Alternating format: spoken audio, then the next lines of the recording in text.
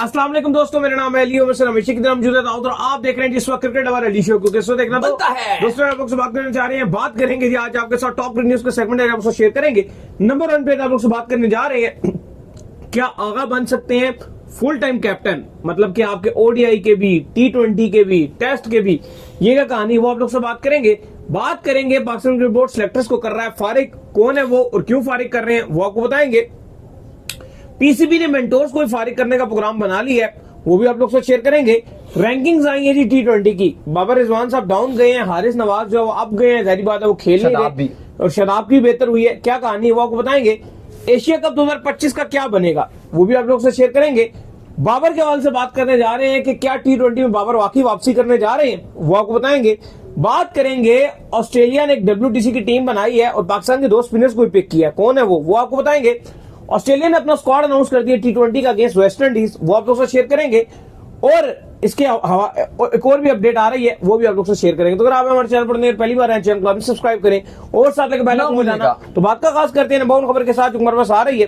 तो भाई बासित अली साहब ने जो है वो आप कह लें कि आगे चीज आज एक नया शोशा छोड़ा है ट्विटर पर, उन्होंने आके जो है ट्वीट किया है जिसके चलते तो उन भाई साहब ने आज जो है वो अलग ही सोशल मीडिया पे शोशा छोड़ दिया है सलमान अली आगा का।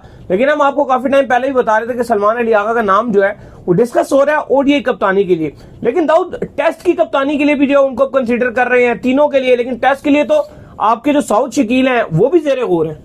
देखो ये अभी हम परसों भी जब बात कर रहे थे कि जो आपकी मीटिंग हुई थी जिसमें आपके आकिब जावेद भी मौजूद थे, सलमान अली आगा भी मौजूद थे, वहां पर भी अगर आप देखो तो ये काफी जो आपके आकिब जावेद थे जो नेशनल हाई परफॉर्मेंस सेंटर के डायरेक्टर हैं, वो भी ये ख्वाहिश का इजहार रखते हैं कि अब सलमान अली आगा को ही तीनों फॉर्मेट का कप्तान बना दिया जाए। अभी इसका आत्मी फैसला करना बाकी है जो आपके मोहसिन नकवी ने लेना है, क्योंकि अभी तक शान ही कप्तान है, लेकिन अभी आपका दूसरा कप्तान अनाउंस नहीं किया गया। साउथ शकील का बहुत हॉट फेवरेट नाम है, लेकिन चूंकि हम उस टाइम ये बात कर रहे थे कि जो आगा की परफॉर्मेंसेज हैं वो बहुत अच्छी हैं, वो बहुत ही शानदार परफॉर्मेंसेज दिखा रहे हैं, टेस्ट में भी वो अच्छा कर रहे हैं, ओडीआई में भी वो अच्छा कर रहे हैं और T20 में भी वो कप्तानी ले चुके हैं। तो अब पीसीबी अब ये भी सोच रहा है, ये उन्होंने जरूर बोला है, जो आपने बासित अली का नाम लिया, वैसे लोग उनको ज्यादा इतना सीरियस लेते नहीं है क्योंकि वो कभी कुछ कहते रहते हैं, लेकिन ये वाकई ही रिपोर्टेड खबर आ रही है कि आपके सलमान अली आगा को तीनों फॉर्मेट का कप्तान बनाए जाने के इम्कान हैं। लेकिन इसमें जो इसमें जो है मुझे लगता है कि यार ये को बहुत अच्छा और पॉजिटिव और वाइज डिसीजन नहीं है। अगर अभी वो T20 में उसने शुरू ही किया, अभी तो किया ही क्या, अभी तो 2 सीरीज उसने कप्तानी की है, आप मुंह उठाकर जो है फिर ओडीआई भी दे देते हैं, आप टेस्ट भी दे देते हैं। मुझे लगता है कि आपको T20 वर्ल्ड कप तक एटलीस्ट उसको टेस्ट करना चाहिए, उसके बाद फैसला करना चाहिए। देखो जहां तक देखो रिजवान की बात है, ठीक है चैंपियन ट्रॉफी उनकी अच्छी नहीं रही, लेकिन इससे पहले साउथ अफ्रीका में जाकर वो ओडीआई सीरीज जीते हैं, ऑस्ट्रेलिया में जाकर जो है वो ओडीआई सीरीज जीते हैं। बाबर रिजवान से इख्तिलाफात T20 की हद तक ठीक है, लेकिन ओडीआई में रिजवान एक बेहतर कप्तान है। नहीं देखो T20 और ओडीआई में तो चलो मैं समझता हूँ कि ठीक है आप आगा को बनाओ, T20 और ओडीआई में दोनों फॉर्मेट में आप आगा को कप्तानी दे सकते हो, लेकिन टेस्ट में मैं भी समझता हूँ कि अभी चूंकि टेस्ट सीरीज इतनी नहीं है तो जल्दबाजी आपको नहीं करनी चाहिए। उसकी जो मुझे एक वजह लगती है कि ऐसा ना हो जाए कि आगा के ऊपर बहुत ज्यादा वर्कलोड हो जाए, जब आप तीनों फॉर्मेट की कप्तानी कर रहे हो फिर आपको प्रेशर भी आता है, और अगर एक फॉर्मेट में पाकिस्तान की फॉर्म गिरेगी तो वो अफेक्ट आपके T20 वर्ल्ड कप पे भी आएगा। एक और चीज भी है ना कि आपका जो टेस्ट की कप्तानी है वो शान मसूद को हटाने की रीजन भी है कि 12 टेस्ट मैचों में से 9 टेस्ट मैच पाकिस्तान हारा है, 9 सीरीजें पाकिस्तान हारा है,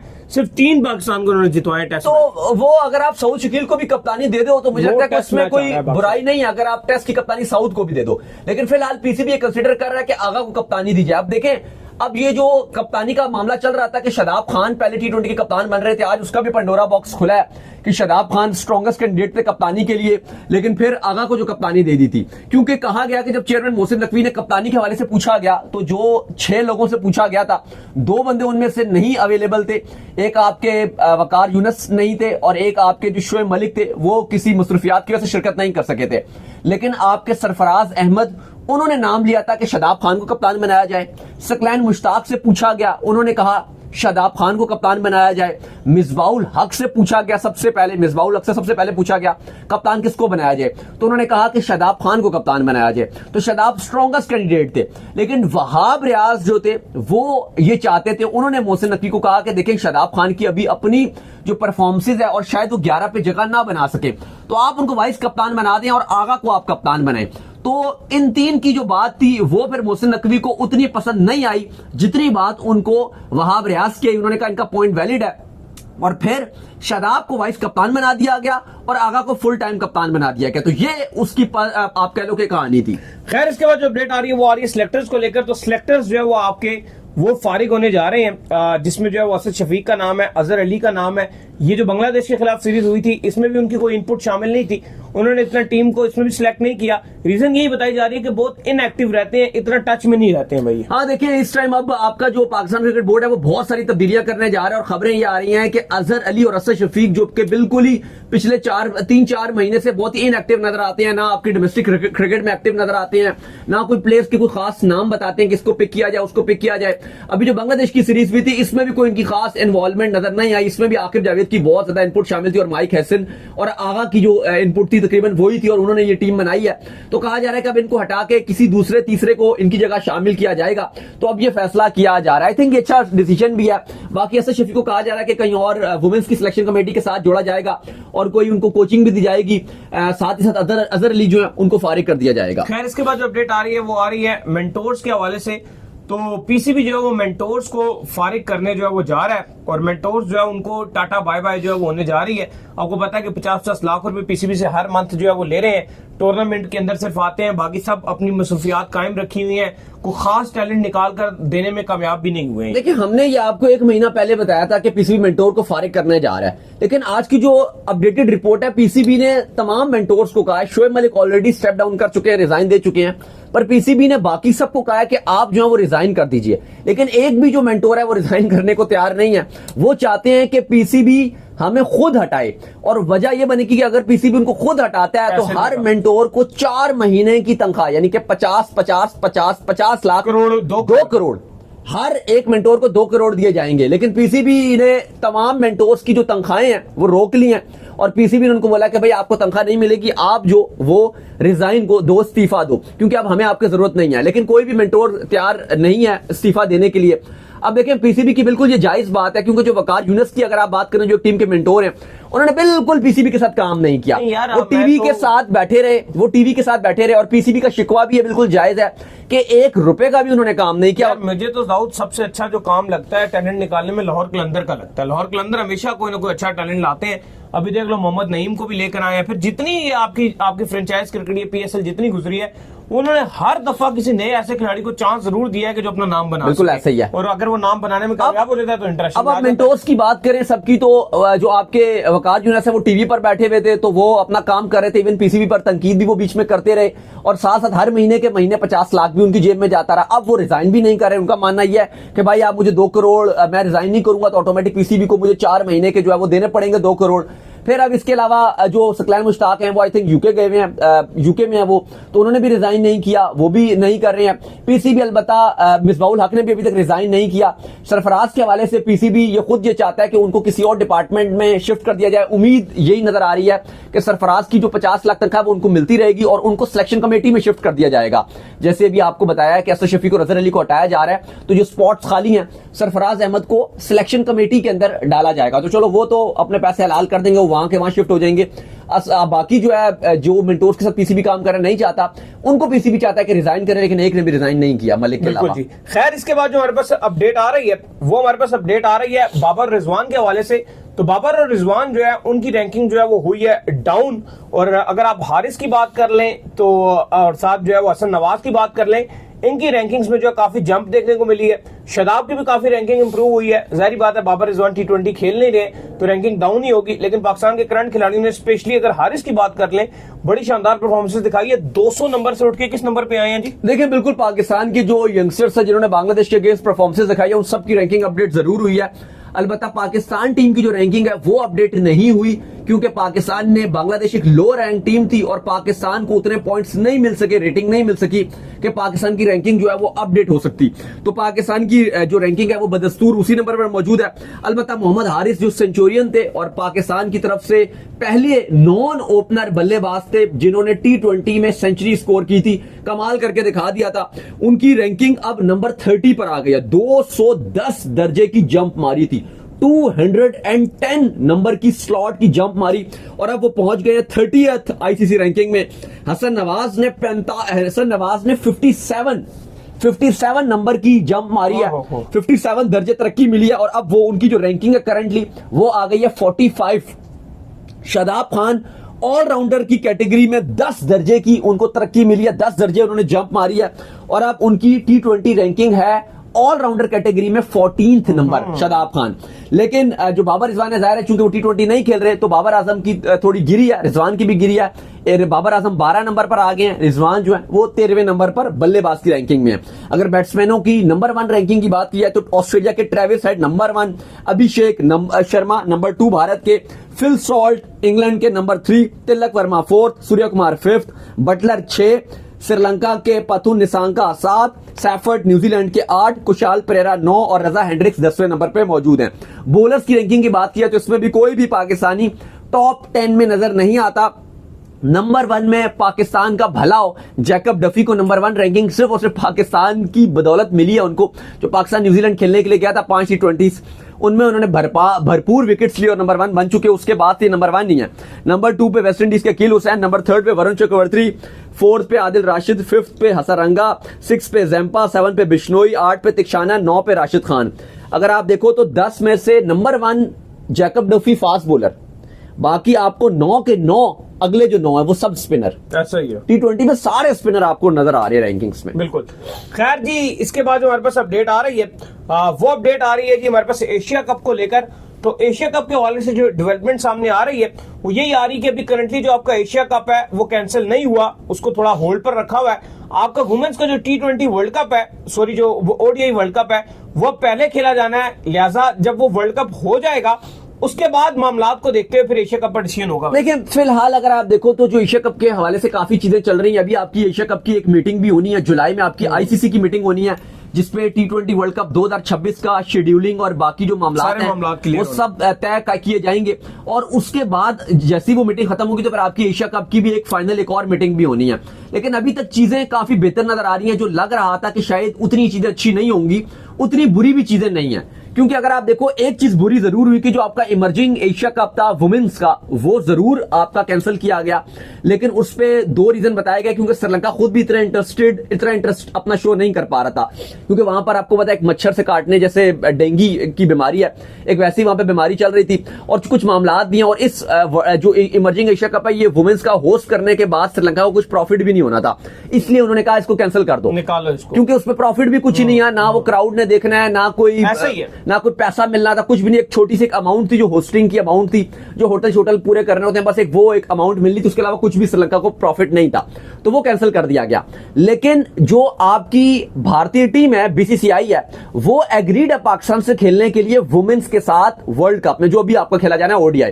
और अब आप ये भी देखिए कि वो कोलंबो में है और आपकी 8 टीम से शिरकत करनी है, और जो बकिया 7 टीमें हैं, 7 की 7 टीम्स अली साहब कोलंबो आएंगी, पाकिस्तान से खेलेंगी और चली जाएंगी। क्योंकि हम बड़ा बात कर रहे थे ना कि जब आपका ये खेला जा रहा था चैंपियंस ट्रॉफी, हम कहते जी इंडिया से सब दुबई खेलेंगे और आएंगे, इंडिया खाली दुबई खेलेगा बाकी कोई भी नहीं। तो आप देख लो कि हमारी वुमेन्स भी सिर्फ कोलंबो में बैठेंगी, कहीं भी नहीं जाना कोलंबो के अलावा, और इंडिया नहीं, ऑल 7 की 7 टीम्स पाकिस्तान से खेलने के लिए जाएंगी। तो ये खुद जयशाह और जो आपकी ICC है उसने ये कहा है कि ऐसा होगा। तो उस हवाले से देखा जाए तो वर्ल्ड कप तो 100% जो आपका 2026 का है वो तो एज पर शेड्यूल्ड है, सब मामलात होंगे, including India versus Pakistan match भी होगा वहां पे, क्योंकि यहां पर भी जब खेला जा रहा है और ये तो अभी खेला जा रहा है। लेकिन एक और खबर ये भी है ना कि अगर इस तरह के मामलात नहीं चले तो फिर पाकिस्तान इंडिया को सेपरेट ग्रुप में भी रखा जा सकता है। बिल्कुल, वो तो जुलाई की मीटिंग में फैसला किया जाएगा इसका। लेकिन अभी तक ऐसी चीजें लग रही है कि शायद ये चीजें अपने रास्ते पर हो जाए। मोहसिन नकवी जो आपके एशिया कप के एशियन क्रिकेट काउंसिल के प्रेसिडेंट है, जब उनसे पूछा गया कि भाई बताएं एशिया कप का फ्यूचर क्या होगा, तो उन्होंने कहा कि फिलहाल अभी इस पर मैं बात बिल्कुल नहीं करना चाहता। वो चाहते हैं कि अभी ऐसा कोई स्टेटमेंट ना दिया जाए कि मामलात इधर से उधर खराब हो। वो कहते हैं कि जो होगा वो हम एशियन क्रिकेट काउंसिल की मीटिंग जब बुलाएंगे उसकी जो सदारत में करूंगा वहां पे होगा, चीजें सारी वहां पे बताई जाएंगी। लेकिन अभी तक जो ऐसे लग रहा है कि मामलात अगर इसी तरह चलते रहे और जो आपका वुमेन्स का वर्ल्ड कप हो गया तो फिर आपका एशिया कप भी होगा, अगर वुमेन्स का वर्ल्ड कप हो जाता है तो। खैर, इसके बाद जो अपडेट आ रही है वो आ रही है माइक हैसन के हवाले से, और अपडेट ये आ रही है कि माइक हैसन जो है वो बाबर आजम से जो है डिस्कस कर रहे हैं, उनको उन्होंने अलाइन किया हुआ है T20 के हवाले से।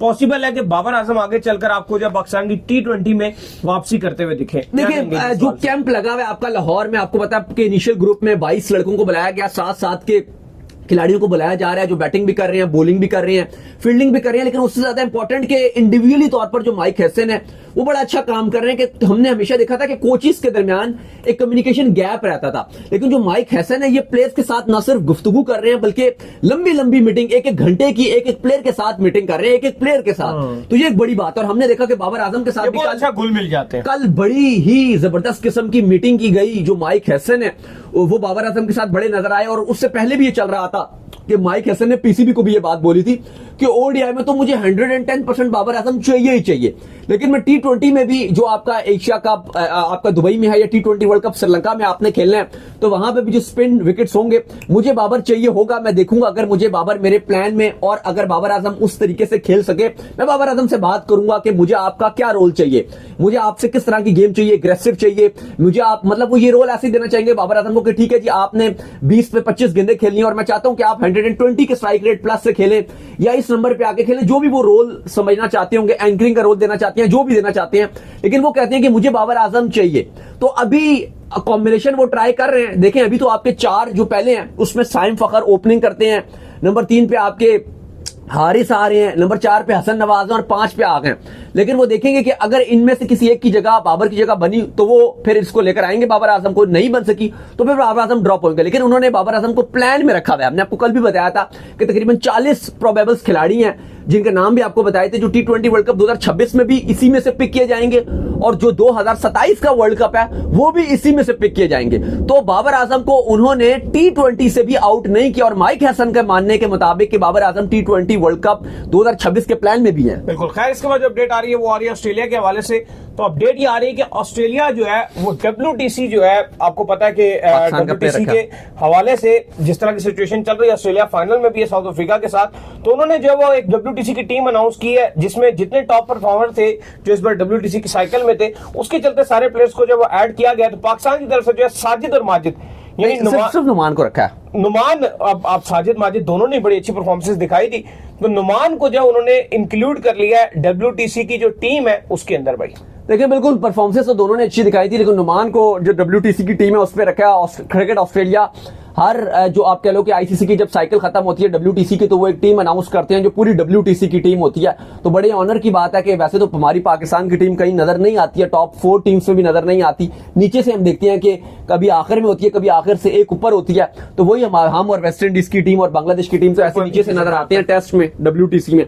लेकिन इस बार हमारा जो नुमान है वो आपको ऑस्ट्रेलिया ने अपनी टीम में रख लिया, तो ये बहुत अच्छी बात है। जो क्रिकेट ऑस्ट्रेलिया अपनी एक टीम पूरी बनाता है, इसमें जायसवाल और उस्मान ख्वाजा ओपनिंग कर रहे हैं। नंबर 3 पे बिल्कुल केन विलियमसन है, नंबर 4 पे जॉय रूट है, बड़ा शानदार इनका कैरियर रहा। और अब तो बातें ये चलती है कि ये तो अभी जब अपनी क्रिकेट एंड करेंगे तो सिर्फ सचिन तेंदुलकर के बाद इनका ही नंबर होगा। और कभी कभी तो ये भी देखा जाता है कि क्या अगर ये लंबा खेल गए 40 साल तक तो ये सचिन के भी रिकॉर्ड तोड़ देंगे। और इंग्लैंड के प्लेयर तो खेल भी जाते हैं, ये अगर खेल गए ना थोड़ा और 5 साल अगर और खेल गए फिर तो ये सचिन का रिकॉर्ड भी तोड़ देंगे। फिर इसके बाद हैरी ब्रूक, फिर कमेंडू मेंडिस, एलेक्स कैरे विकेट कीपर हैं, कप्तान पैट कमिंग्स इस टीम में, जसप्रीत बुमराह, मैट हेनरी और नुमान अली इस टीम में रखे गए हैं, जबकि 12th मैन जो है वो कगिसो रबाडा को रखा गया। बिल्कुल जी। खैर इसके बाद जो हमारे पास अपडेट आ रही है वो अपडेट हमारे पास आ रही है गैरी के हवाले से। क्या अपडेट है जी गैरी स्टेट के? देखिए न्यूजीलैंड का जो आपको पता है कि जो हेड कोच है गैरी स्टेट, वो 7 साल से न्यूजीलैंड की कोचिंग कर रहे हैं। इनकी क़यादत में, इनकी कोचिंग में न्यूजीलैंड की टीम जो 2019 का वर्ल्ड कप था उसका भी फाइनल खेली थी। जब हमारे जो पाकिस्तानी इस टाइम करंट कोच है माइक हैसन, जब इन्होंने छोड़ा था न्यूजीलैंड की टीम को तो फौरन से अपॉइंट कर दिया गया था गैरी स्टेट को, और उसके बाद से वही कोचिंग कर रहे हैं। हमने तो इस दरमियान में 1 दर्जन से ज्यादा कोच तब्दील कर दिए हैं और उनका वो एक ही कोच रहा है, तो ये भी फिर बात है। लेकिन बहरहाल अब उन्होंने फाइनली स्टेप डाउन कर गए व्हाइट बॉल से। फिलहाल वो रेड बॉल में ये बात कर रहे हैं कि अभी वो सोच के फैसला करेंगे कि वो कोचिंग करेंगे या नहीं, लेकिन T20 और ODI से उन्होंने अब स्टेप डाउन कर दिया। तो चलिए जी ऑस्ट्रेलिया का स्क्वाड। खैर जी ऑस्ट्रेलिया ने अपना स्क्वाड भी अनाउंस कर दिया है अगेंस्ट वेस्ट इंडीज। जो T20 का स्क्वाड है बड़ा तगड़ा स्क्वाड अनाउंस किया जी। देखिए बिल्कुल ऑस्ट्रेलिया ने अपना T20 स्क्वाड अनाउंस कर दिया। जो वेस्ट इंडीज के अगेंस्ट उनके 5 T20 खेले जाने हैं। असली तैयारी तो वेस्ट इंडीज कर रही है, कभी इंग्लैंड से खेल रहे हैं, कभी ऑस्ट्रेलिया से खेल रहे हैं, सही जबरदस्त क्रिकेट खेल रहे हैं। बात अगर की जाए तो कप्तानी मिचेल मार्श करेंगे, जो अब 2026 के वर्ल्ड कप में भी इनकी कप्तानी ही करेंगे। Sean Abbott, Cooper Connolly, Tim David वापसी करने जा रहे हैं। बेन वार्विश रहेंगे, Nathan Ellis, Cameron Green, Aaron Hardie, Josh Hazlewood, इसके बाद Josh Inglis, Spencer Johnson, Matt Kuhnemann, Glenn Maxwell जिन्होंने रिसेंटली ओडीआई से रिटायरमेंट का ऐलान किया है वो भी रहेंगे, मिचेल ऑन जिनको आपके पीएसएल में पेशावर ज़ल्मी ने पिक किया था, फिर बाद में वो आईपीएल के लिए भी चले गए थे, लेकिन मिचेल ओवन को स्क्वाड में शामिल कर लिया कि हम ये बात कर रहे थे कि ये यकीनन तौर पर क्रिकेट ऑस्ट्रेलिया इनको टी20 स्क्वाड में शामिल करेगा, लेकिन जो मैकगर्क हैं, जैक फ्रेसर मैकगर्क, उनको ड्रॉप कर दिया गया और हम ये बात कर रहे थे कि वो ड्रॉप होंगे और उनकी जगह ये माइकल ऑन जगह बना लेंगे। बिग बैश में बड़ा इन्होंने कमाल किया था। ये है मैथ्यू शॉर्ट और एडम ज़ेम्पा, ये स्क्वाड ऑस्ट्रेलिया ने अपना अनाउंस किया है। आज अली साहब 10 खबरें पूरी दी हैं। बिल्कुल जी, चलें जी, मुबारकबाद है जी फिर आपको। तो उम्मीद करते हैं आज हमारे शो आपको पसंद आया। वीडियो को लाइक कीजिए, हमारे चैनल को सब्सक्राइब कीजिए, साथ लगे बेल आइकन को बजाइए, एक और काम कर लीजिए और वही कर लीजिए इंस्टाग्राम को, और आप जाइए फॉलो कीजिए। बिल्कुल जी, इंस्टाग्राम पे मुझे फॉलो कर लीजिए, वहां पे मैं मौजूद हूं, दाऊद क्रिकेट के नेम से। अगर आपको कोई सवाल हो तो भेजिए और इनको भी फॉलो कीजिए। मुझे फॉलो कीजिए, मैं ऑफिशियल के नाम से लिंक डिस्क्रिप्शन में मौजूद है, जाइए फॉलो कीजिए। सुनते हैं नेक्स्ट वीडियो, ख्याल रखिएगा।